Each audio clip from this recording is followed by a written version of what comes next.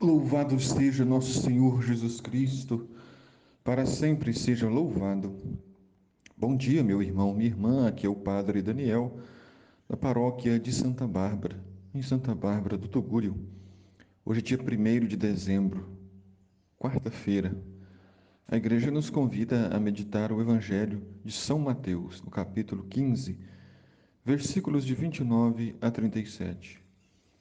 Naquele tempo, Jesus foi para as margens do mar da Galileia. Subiu a montanha e sentou-se. O gesto de subir a montanha e sentar-se nos remete a Moisés, no Antigo Testamento, no livro do Êxodo, em que também Moisés subiu a montanha. O gesto de sentar-se é o gesto do mestre, é aquele que ensina, que dá as leis, que orienta seu povo. Jesus é o novo Moisés, ele é a nova lei, ele é o mediador entre o Pai e a humanidade. Assim como Moisés nos trouxe a antiga lei e foi mediador entre a humanidade e Deus, agora Cristo Jesus é a perfeita mediação. É o próprio Filho de Deus que vem trazer para nós a lei perfeita da misericórdia, do amor e da paz. Numerosas multidões aproximaram-se dele, levando consigo coxos, aleijados, cegos, mudos e muitos outros doentes. Não basta se aproximar de Jesus. É preciso se recordar de quem não tem condições de ir até Jesus, seja pelas doenças, seja pelo desconhecimento. Como deve ter sido difícil para ir numa região de deserto, subir numa montanha, levando pessoas mutiladas, coxos, aleijados, os cegos. Mas aquela multidão, não se preocupou somente consigo, mas diante da pessoa de Jesus tiveram uma nova atitude. Se recordaram dos doentes, se recordaram daqueles que não tinham condições de ir até o Mestre. A espiritualidade verdadeira nos faz pensar na comunidade, nos faz pensar no próximo. Então, os colocaram os doentes aos pés de Jesus e ele os curou. A cura sempre estava presente onde Jesus estava. A cura física, psicológica, espiritual, cura de tantos males, de tantas cegueiras, para enxergar o próximo como irmão e enxergar a Jesus como Deus.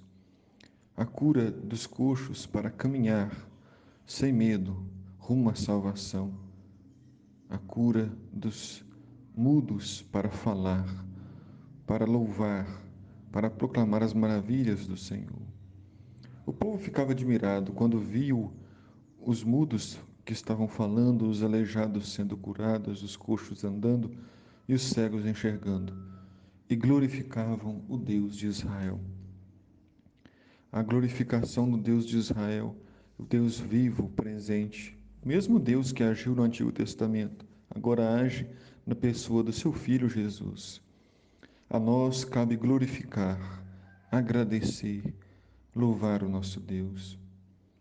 Jesus chamou os seus discípulos e disse: Tenham compaixão da multidão, porque já faz 3 dias que está aqui e nada tenho para comer. Não quero mandá-los embora com fome, para que não desmaiem pelo caminho. 3 dias é um número simbólico.